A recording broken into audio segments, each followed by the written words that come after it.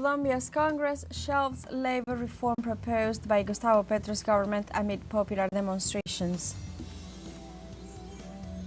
In Havana, Cuba, the fourth edition of the international Colloquium Patria will close on Wednesday after 3 days of debates on the impact of technology in the communications field. And Russian President Vladimir Putin announced that a new exchange of prisoners between the Russian and the Ukrainian sides will take place on March 19th. Hello and welcome to From the South. I'm Alejandra Garcia from teleSUR Studios in Havana, Cuba. We begin with the news.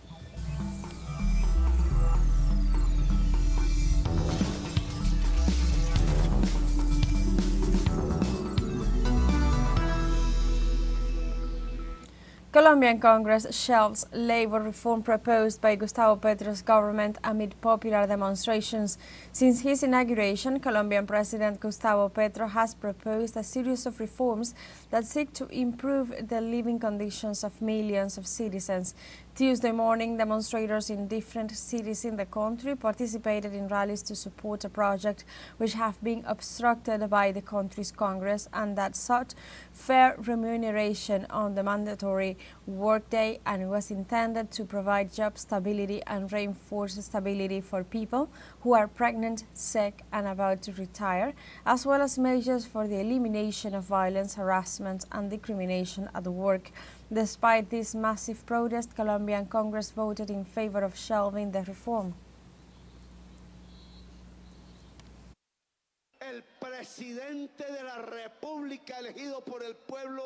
The President of the Republic elected by the people will not betray the people. He will first go out dead and sick.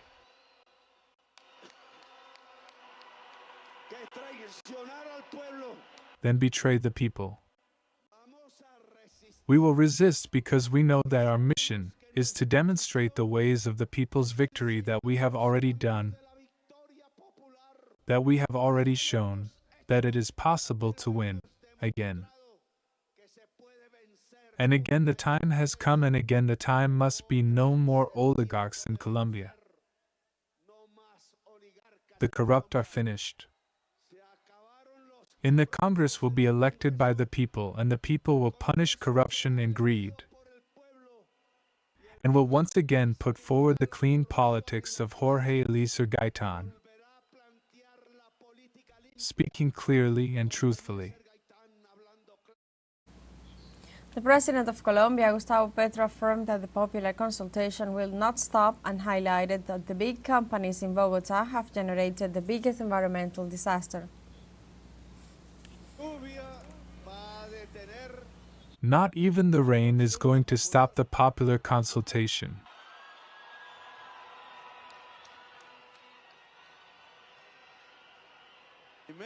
And even less so, in a city that is running out of water, simply because of greed.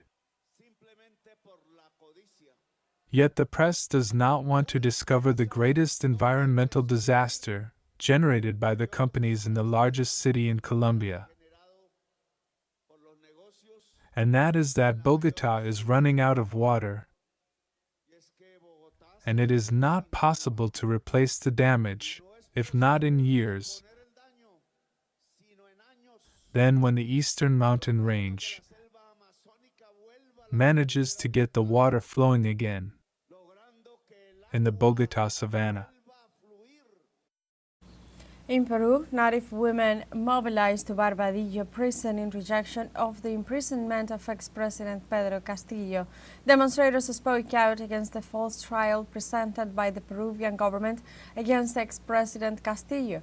In this sense, the 7 women of the native people of the Puno region were beaten by security forces in the prison. Pedro Castillo has been in this prison since he was arrested in December 2022, accused of alleged rebellion and other crimes.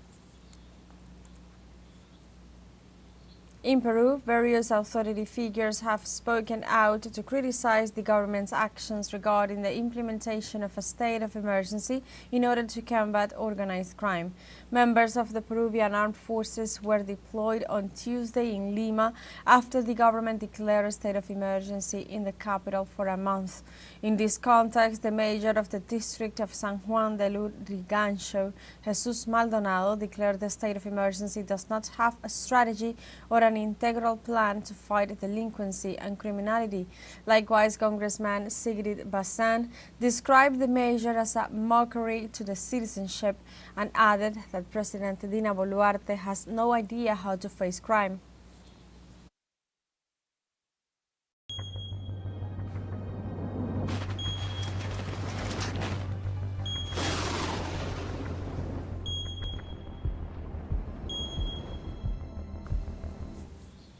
Representatives of the Salvadoran Catholic Church and ecologist activists delivered signatures to demand that the government of Nayib Bukele repeal a law that allows mining exploitation. Demonstrators went this Tuesday to the Legislative Assembly to deliver 150,000 signatures of citizens asking to repeal the general metallic mining law approved last December. Hundreds of people gathered and express themselves in defense of the commons. According to data from ecologist organizations, mining exploitation would affect around 4 million people in El Salvador, a country of 6.3 million inhabitants. And now we have a short break coming up, but first remember you can join us on TikTok at teleSUR English, where you'll find news in different formats, news updates and more. We'll be right back. Stay with us.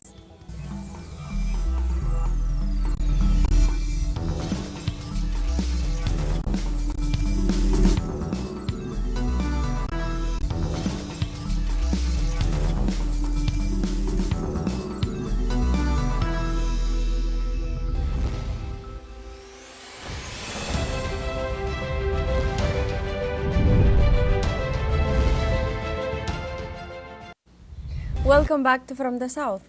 In Havana, Cuba, the fourth edition of the international Colloquium Patria will close on Wednesday after 3 days of debate on the impact of technology in the communications field. According to the organizers, 4 other presentations will complete the broad program of presentations of the event, which will conclude with a final declaration on the need for greater articulation of the counter-hegemonic media of the world. The event, held at the University of Havana, discusses forms of media counter-hegemony as well as the strategies of developing countries in the face of the information domination of the West. During the second day of the fourth International Patria Colloquium, participants discussed the use of new technologies to rewrite the Global South's own stories. The day's agenda also included the screening of the 2024 Academy Award-nominated documentary, A Soundtrack to a Coup d'etat. Our correspondent in Havana, Belén de los Santos, with the details. Using new technologies to write our own stories, debunking false narratives that for centuries have imposed an imperialist view on the Global South. This is at the center of what is being discussed at the Patria Colloquium underway in Cuba. We are being told how to govern ourselves, our history is being changed, and so on. And to be able to combat this, we need to work together, we need to network, we need to have a common understanding of the common enemy who is responsible for our underdevelopment, our poverty, and our general misery. And that is why this colloquium is so very important. And in this struggle to write counter-hegemonic narratives, cultural artifacts take front stage. In this sense, one of the highlights of the second day of the event in Havana is the screening of the Academy Award-nominated documentary Soundtrack to a Coup d'etat, directed by Johan Rimonpress. A film that goes back to the 60s to retell episodes that US and European imperialism have tried to hush, such as the overthrow and assassination of Congolese leader Patrice Lumumba.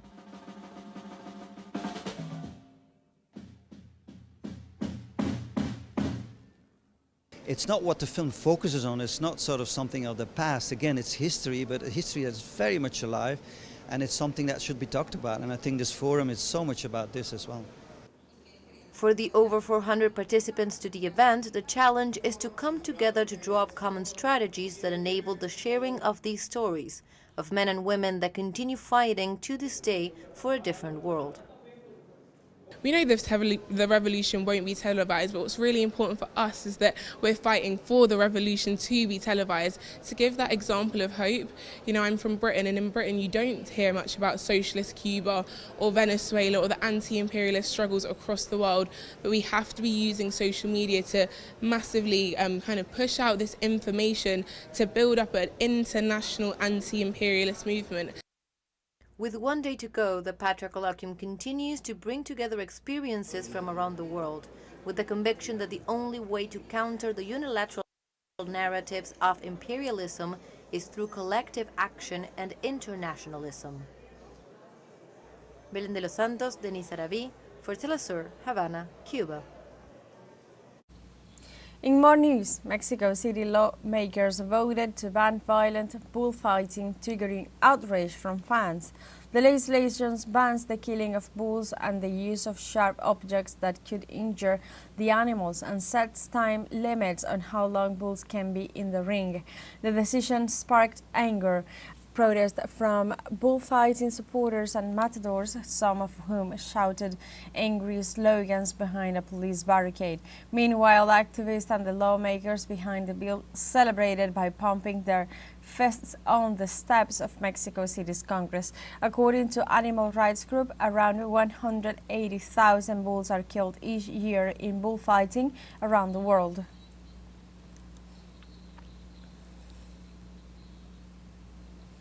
The state of Louisiana used nitrogen gas to execute a man for the first time. Jesse Hoffman Jr. was pronounced dead at 6:50 p.m. at the Louisiana State Penitentiary, marking the first time the state has used this method. Seeking to resume executions, Louisiana expanded its approved death penalty methods last year to include nitrogen, hypoxia, and electrocution. Over recent decades, the number of executions in the U.S. has declined sharply amid legal battles, a shortage of lethal injection drugs, and wanting public support for capital punishment. This is the fifth time nitrogen gas is used in the history of the United States. In accordance with the execution warrant issued by the 22nd Judicial District Court in St. Tammany Parish and the laws of the state of Louisiana, the execution of death row inmate Jesse Hoffman was carried out by nitrogen hypoxia tonight, March 18, 2025, at the Louisiana State Penitentiary. Mr. Hoffman was pronounced deceased by the West Feliciana Parish Coroner's Office at approximately 6:50 p.m. Mr. Hoffman was convicted of first-degree murder of Mary Margaret Molly Elliott on June 25, 1998, and in accordance with the jury recommendation was sentenced to death on September 11, 1998. In the United States was released on Tuesday classified documents related to the 1963 assassination of former President John F. Kennedy following an order from President Donald Trump shortly after taking office. The documents were posted on the website of the U.S. National Archives and Records Administration. The National Archives collection of more than 80,000 pages of records, photographs, films, sound recordings, and artifacts related to the assassination was previously released. Researchers have estimated that about 3,000 records had not been made public, either in whole or in parts.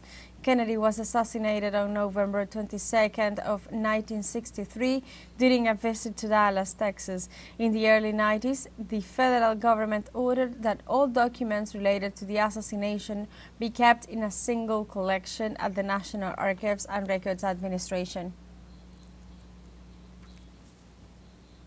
We have a second short break coming up, but before we invite you to visit our Facebook page at teleSUR English, there you'll be able to watch our top stories, special live coverage, and much more. Follow our page and activate the notification button to stay up to date on the world's most recent events. Final short break. We'll be right back.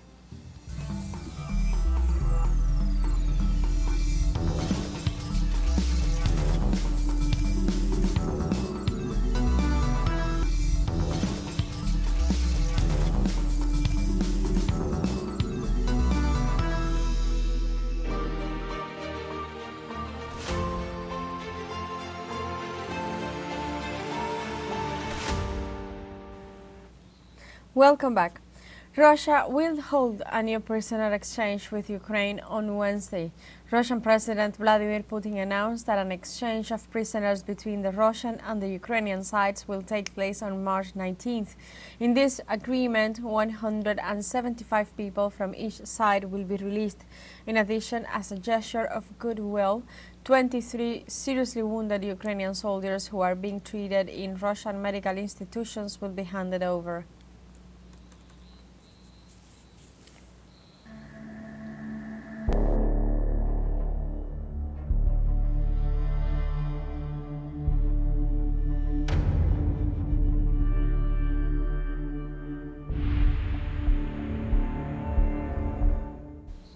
On the Gaza Strip, people returned to roads in displacement amid renewed Israeli bombardments. The Israeli army has ordered locals to leave battle zones following heavy airstrikes, forcing them back onto the streets in a process of displacement. According to Israeli military spokesman Avishai Adrei, the order told residents to seek refuge in western Gaza or Khan Yunis in the south. The order has dashed hopes of a return to normalcy and left residents fearful for their future. More than 400 Palestinians have been killed and 562 others injured since the new airstrikes began, according to Gazan health officials. At least 14 people were killed in new overnight bombings by the Israeli army against the Gaza Strip. The attacks come amid widespread condemnation of the resumption of the ongoing genocide against the Palestinian population. Gazan journalists reported that the night raids by Israeli aircraft were uninterrupted. In this context, Red Crescent paramedics said that 2 civilians were killed and 5 others were injured when an Israeli drone attacked a tent sheltering displaced persons near the Al-Mawasi area southwest of Khan Yunis. The day before, Israeli bombardment claimed the lives of more than 460 people in the devastated Palestinian enclave. The renewed aggression against Gaza comes amid fears of a worsening humanitarian situation, given the ongoing blockade and the cut-off of medical and humanitarian supplies. The Israeli occupation expands illegal settlements in the West Bank. The number of settlements and the annexation of the occupied West Bank by Israel has increased, and its own population has moved into the territory in violation of international law. The spokesman for the Office of the United Nations High Commissioner for Human Rights, Tamen Al-Ketan, presented a report outlining the ongoing transfer of authority over the occupied Palestinian territory from the Israeli military to the government. The report includes plans for the construction of 20,000 new housing units in the occupied West Bank.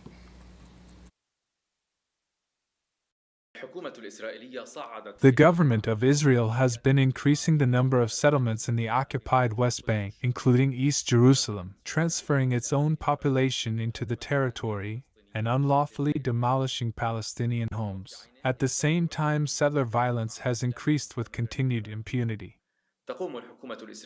By doing that, the Israeli government is facilitating the advancement of settlements in the West Bank and the steady integration of this occupied territory into the State of Israel, the report finds. Israel's settlement policy, its acts of annexation, and related discriminatory legislation and measures are in breach of international law and violate Palestinians' right to self-determination.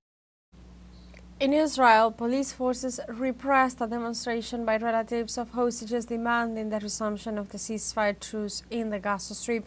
In the early hours of Wednesday morning, approximately 50,000 demonstrators took to the streets of Tel Aviv to call on Israeli Prime Minister Benjamin Netanyahu to return to the truce agreement with the Palestinian resistance movement Hamas and continue with the return of all prisoners.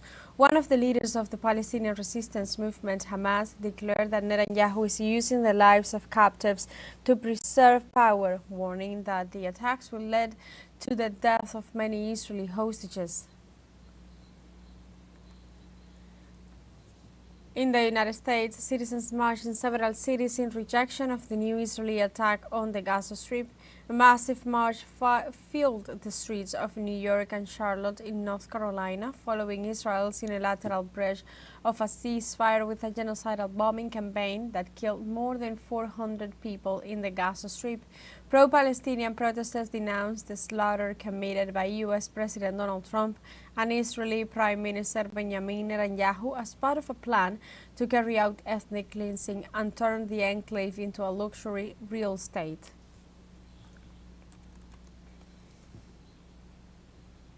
In Israel, far-right-wing party of lawmaker Itamar Ben-Gvir returns to power. Less than 2 months after withdrawing from Prime Minister Benjamin Netanyahu's coalition, Israeli lawmaker Itamar Ben-Gvir and his Otzma Yehudit political party are returning to Israel's occupation government. The return was formalized following a joint communique ratifying the reinstatement of Ben-Gvir's ministers to their post. The return of this man to the government is not only a change of political leadership, but also a setback for efforts to achieve a just peace in the region.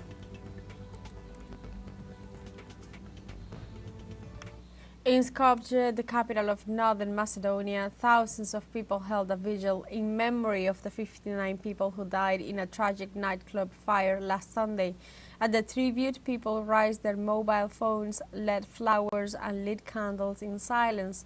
Last Sunday, 59 young people died and around 150 were injured after a discotheque in the eastern town of Kokani caught fire. Authorities are currently investigating the possible causes and numerous allegations of bribery over permits and safety regulations, while the city's mayor has resigned in the wake of the tragedy.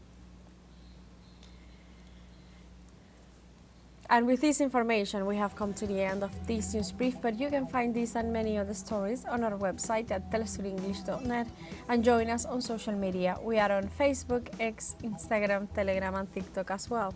For Telesur English, I'm Alejandra Garcia. Thank you for watching.